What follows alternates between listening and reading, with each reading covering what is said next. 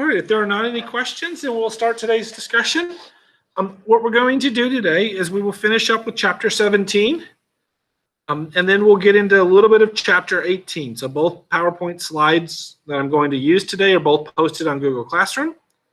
So you should be able to find both of them. So let us go through then, kind of going back through chapter 17. So where we kind of cut off last time was we talked about the inflation fallacy.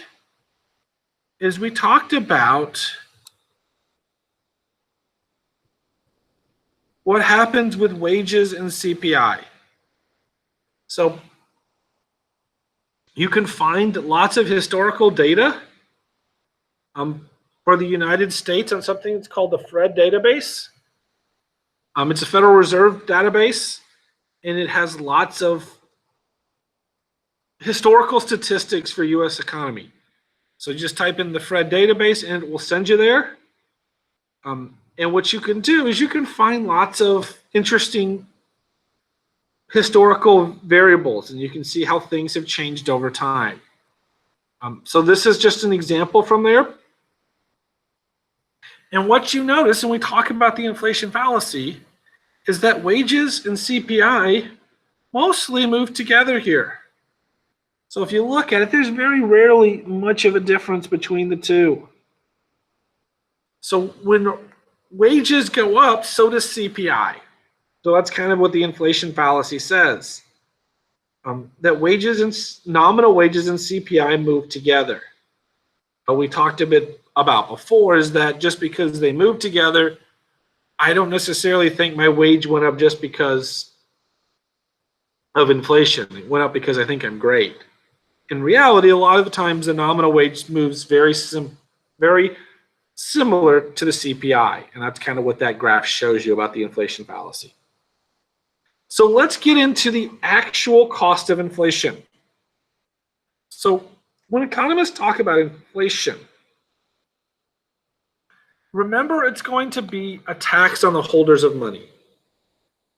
And anytime you impose a tax, there's going to bring cost to the economy. If you talk about it in micro, they call them dead weight losses. They talk about efficiency losses. We're just going to talk about there being cost to the inflation. We're not going to really talk about types of cost, they're just cost. So when we talk about cost, so it depends on the cost, depend on the inflation.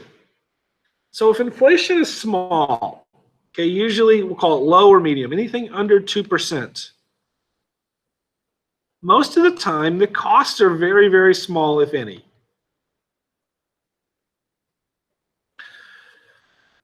So if we have low inflation, usually right around 2%, most economists aren't really worried about cost because the costs are relatively small. However, as inflation rises, costs rise exponentially. So the way I like to focus on is if we have low inflation, there's hardly any cost. You start to get to medium inflation, something of 2 to 10%. Costs go up. As you go from 10 to, say, 1,000,000%, the cost rise exponentially. So as long as you have low inflation, the costs are relatively minor. At least that's what most economists think. The problem is when the costs get high, when we have high inflation.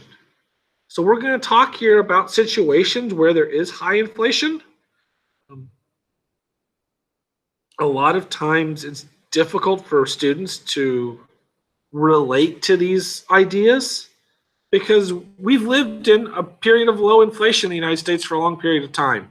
We haven't seen high inflation, so we don't think about it. So we're going to talk about what does happen if we ever were to get to high inflation. And so the first cost is what economists refer to as shoe leather cost. It's actually coined by the author of the book. It's actually one of his terms. He calls it shoe leather. But what it is it's a tax because resources are wasted when inflation encourages people to reduce their money holdings. So the way I like to describe this is, so if I get paid on Friday afternoon, so what happens to my paycheck? Well, nothing. I just leave it in the bank. So they direct deposit it to the bank, and I just leave it at the bank. Why do I leave it at the bank? Well, it's not going to hurt me a lot to leave it at the bank. So if my money sits in cash at the bank, there's not a real giant cost to that, right? Inflation is 2% a year. So if I take 2% and I divide it by 365, kind of a rough estimate, you can see what the inflation rate is for each day. Really, really small.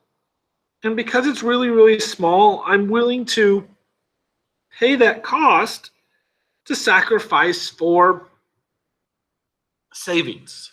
So I'm willing to keep my money, even though there's a slight cost to that, because of convenience and savings. Now, the problem is this cost goes up, and let's say it's not 2% a year, but 2% a day.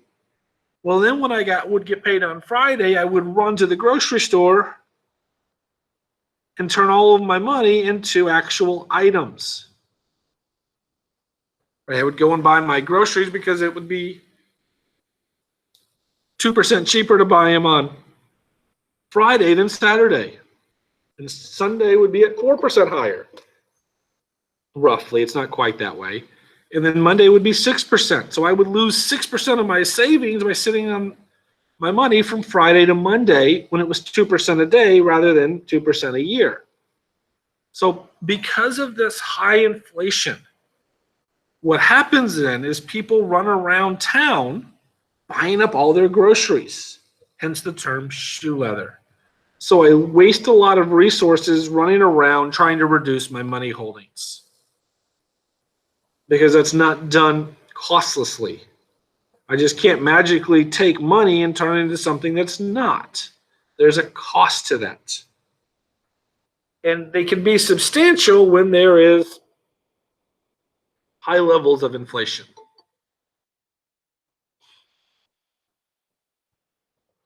The second cost is called menu cost. This one most students have some experience with. So if you work for a restaurant, usually restaurants change their menus usually somewhere between 3 and 6 months.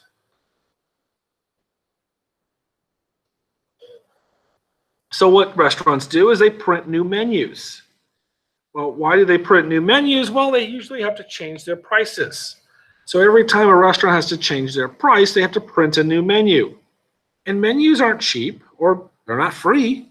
So every time that a restaurant has to change prices, it costs them money.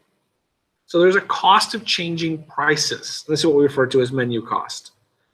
And so the higher the inflation, the more cost firms bear, the faster they have to change their prices. And there's all kinds of cost here. One, they got to decide on new prices. They have to print them. They have to inform customers about the prices.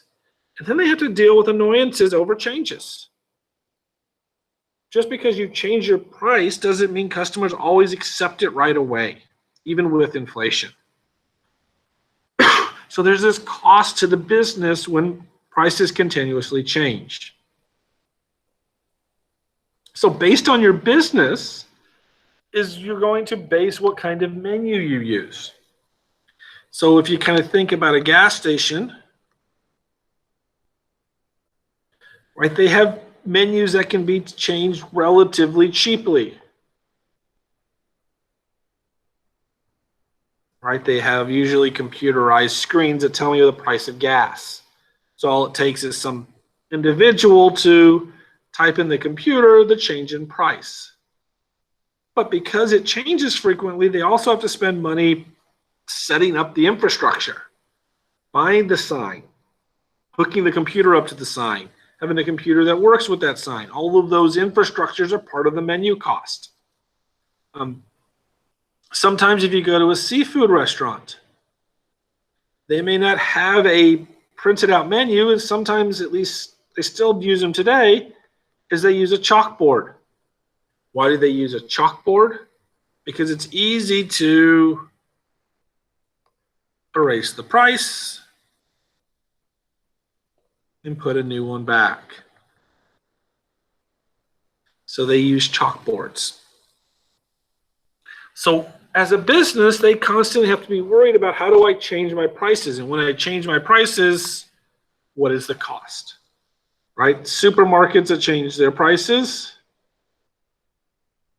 right? They hire people to walk down the aisles and manually change the price of the sign. People don't do that for free. So every time there's a price change, it costs businesses money just to physically change the price.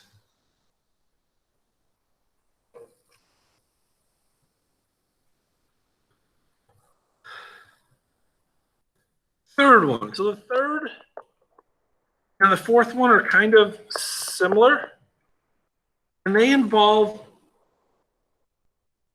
kind of allocation of resources and how things get done in the real world. So what happens is when prices go up, there isn't, say, a certain day when they all go up together. So we don't say, oh, on April 1st is the only day firms can change their price. So on April 1st, as a firm, you can decide to change your price, but only on April 1st. No, what happens is on April 1st, McDonald's might decide to change. It might be May 15th before Burger King decides to change. Maybe June 3rd, Wendy's. April 5th. I don't know who else we could go. Hardee's. Right? So every day, firms have to make their decisions themselves on whether they change their prices or not.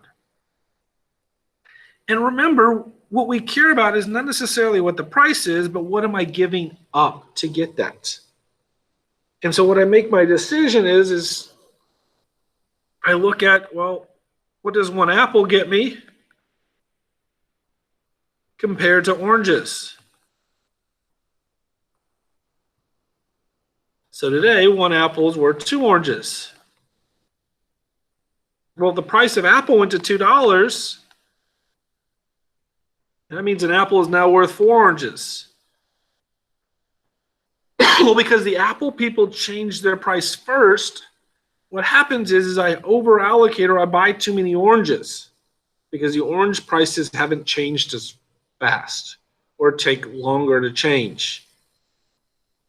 So what happens is we don't allocate resources to the most efficiency because prices don't move at the same time. So this also creates confusion and inconvenience. Right? We go to the store and we have, right, money as a yardstick, right? It's a unit of account. It's how we measure transaction. And if our yardstick keeps changing, it's sometimes difficult to plan and decide where to allocate our resources. Again, when prices don't change that much or they change relatively at a small percentage, this doesn't make much difference. We don't feel it, right? Prices aren't changing 20, 15% a year. They're changing 2. It's hardly worth thinking about. But when they're changing a lot, this could really have an impact on how I plan long term.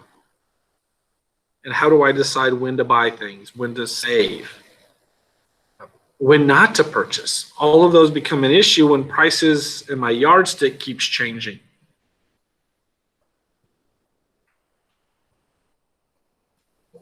All right, so let's talk about other ones that are a little more impactful.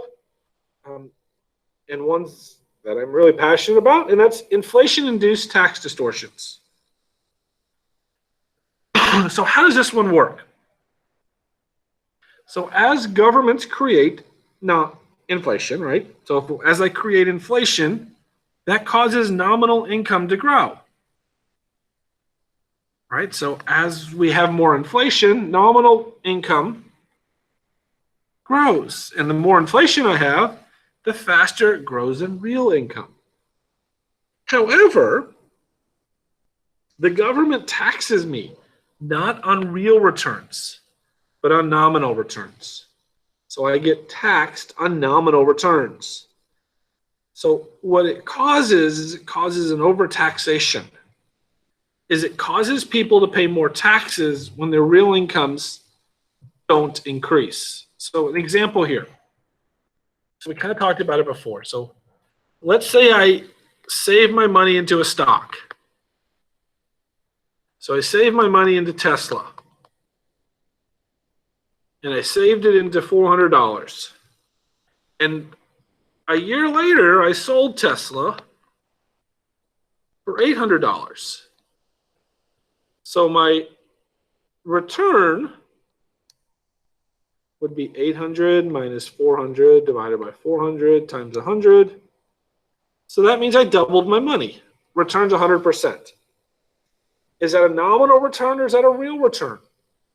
Well, since it's given to me in monetary units, that is a nominal return. Well, what's my real return? Well, that depends on what happened to inflation.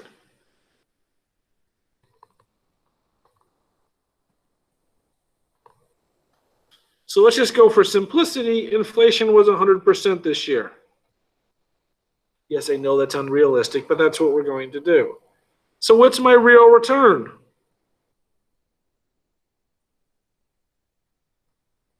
So my real return for saving money in this Tesla stock is 0%. However, what do I get taxed on? I'm taxed on nominal. So if I pay 10% in taxes, well, that means I only really got 90% on a return, minus still 100% because inflation didn't change. So even though in theory I doubled my money, in reality after the year I could have actually lost 10% because I had to pay that in taxes. Kind of as an economist, why this bothers me is because, remember, inflation is created by a change in the money supply. And who controls the money supply is the Federal Reserve or the government. So the government creates inflation that it gets to tax through nominal returns, which doesn't quite seem fair. If you create the issue, then you shouldn't be able to benefit from it. However, that's typical government. They create the problem, but they can still benefit from it. And so they continue to tax nominal returns.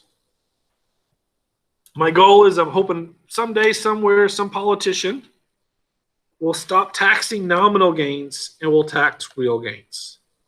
Because they're easy enough to figure out. We don't need, in today's world, we could figure out what the real returns are. And we could simply just tax real returns.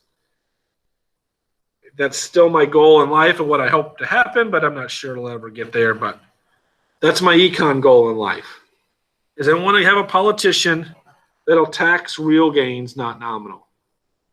As I tell students every year, I'm a one-issue voter. If that's the issue you run on, and you run on that issue, I don't care about the rest of your platform. I'm going to vote for you. So you could have horrible other ideas, but I am a one-issue voter. I want to tax real gains, not nominal. No politician has done that yet. I'm still waiting on him or her. And finally, the last one about inflation. So when we get inflation, there's two types of inflation. There's unexpected inflation, and there is expected inflation. So right now in the United States,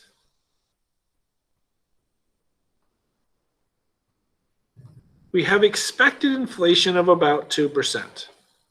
So banks, when they give you a loan, they expect inflation to be 2%. So you go to the bank, you get a loan. What they're really giving you is the nominal interest rate. You subtract 2%. and that gives us the real interest rate. Because remember, this is the inflation rate, or we call it the expected inflation rate. However, when inflation changes by more than we expect, we call it the unexpected inflation.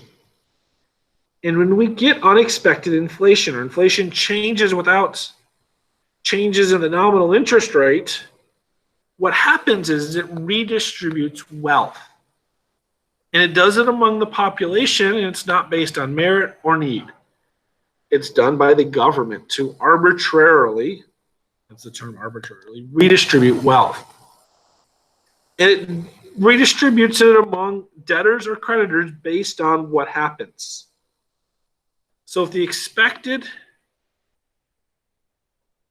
inflation is less than the actual, that actually benefits borrowers.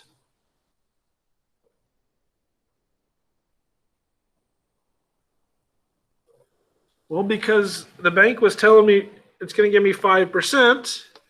However, inflation instead of 2% is now 5%.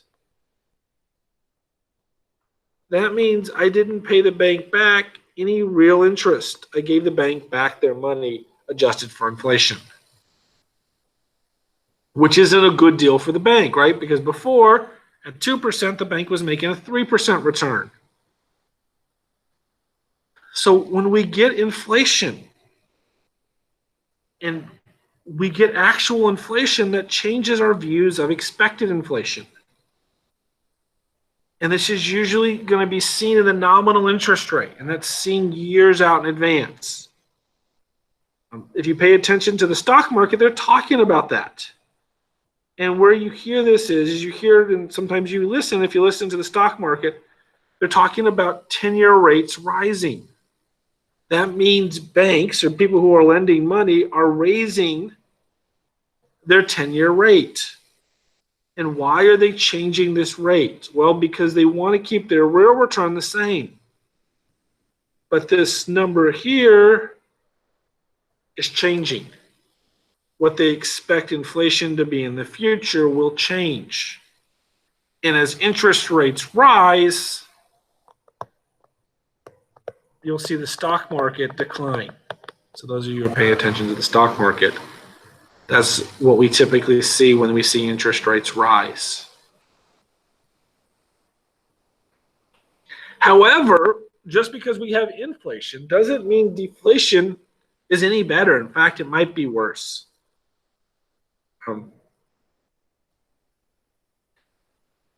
The problem with deflation is it distributes wealth away from debtors into creditors. So it takes money from people who are borrowing and gives them back to creditors. And this becomes hugely difficult.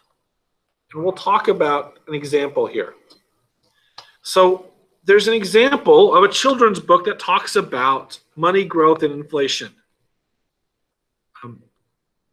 Most of you go, Dr. Walsh, I've seen children's book, I've watched movies.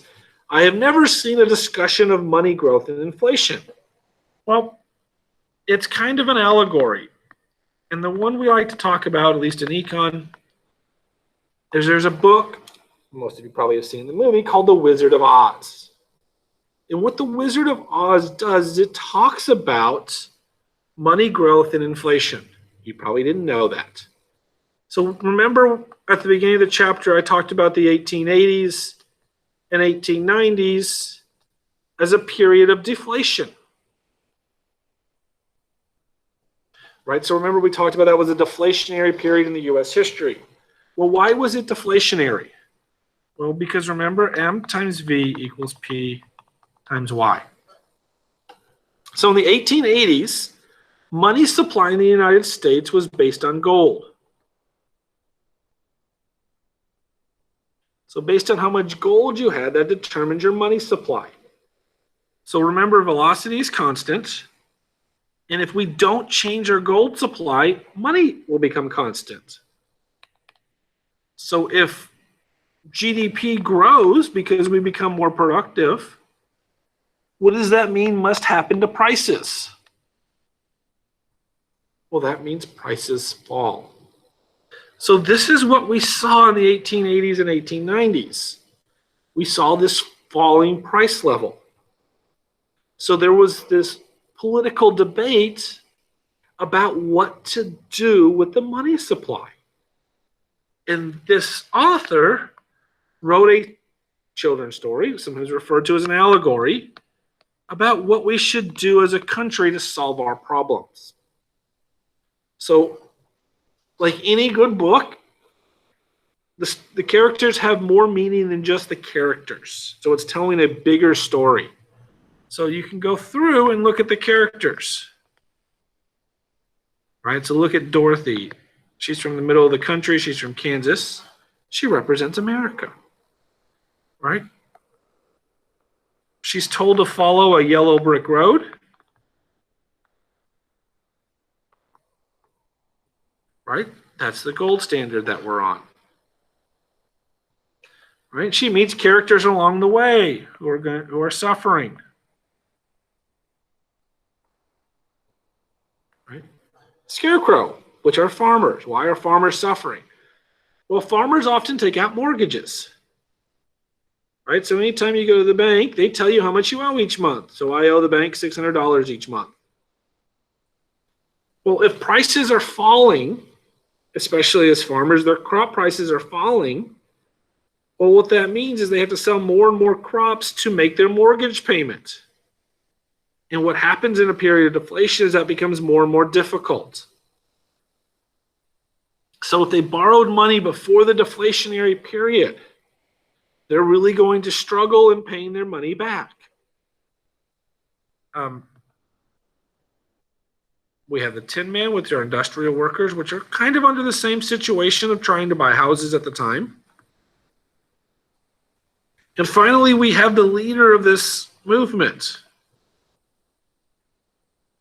If you've paid much attention in history class, which probably most of you did not, but there's a history class individual by the name of William Jennings Bryan. You can look him up in American history.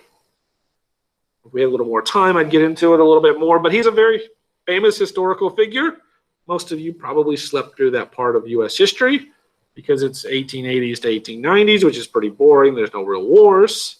However, there's a good econ story out of it. And so Dorothy follows the yellow brick road with her compatriots who are all suffering under this deflationary period. Right? And so what she does is she comes up to the solution. And the solution of how Dorothy fixes her problem. For those of you who have watched the movie, you know how Dorothy makes everything better again. Well, she clicks her slippers and boom, everything is magical again and everything is back to normal. The problem is solved. So the slippers are the solution to the story. So what color are the slippers to solve our problem? So if you watch the movie, you know the slippers are ruby red. However, that is not what the book is. So the whole point of the story is ruined by the movie. Why? Because the movie wanted to show off its brand new Technicolor, so it found the best color to show that off with, red. However, that misses the entire story of the book. In the book, the answer was there all along. The slippers are silver. Why silver? Because if you maybe remember U.S. history, they were talking about adding silver to the money supply. And so when they add silver to the money supply, our problem of deflation will go away because we can increase the money supply, right? Remember, increased money supply, I get a higher price level. So I can fix this problem of deflation. We never got to adding silver to the money supply. Why? Because in the 1890s, if you know, late 1890s, we get a gold rush in Alaska, which allows the money supply to increase again. And we get out of our deflationary worries. But there's a kind of a historical aspect, which most historians kind of ignore the 1880s to 1890s because it doesn't sound that exciting. But there is an econ lesson to learn there about how money growth and changing the money supply affects inflation. So as kind of a little side note, I usually spend a little more time in class talking about it. But there is a children's book that does discuss money growth and inflation. That's The Wizard of Oz. If you go through the book, most of the other characters all have other meanings. I won't spend a whole lot of time talking about it today. But if you want to know, you are always more than welcome to come by my office and we can talk about it. Some of them aren't politically correct, but remember, it's the 1890s, an entirely different period than today and how they look at the world. So we're not going to judge that, but we're going to go through and talk about how they saw the world and how they saw the solution.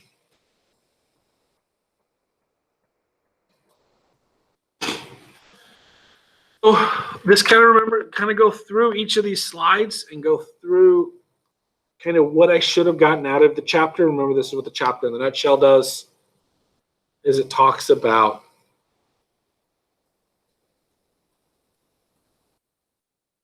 what the costs are and that the size of the costs for moderate is not very clear. However, we do know that really high levels of inflation, these costs are significant. All right, are there any questions in from chapter 17?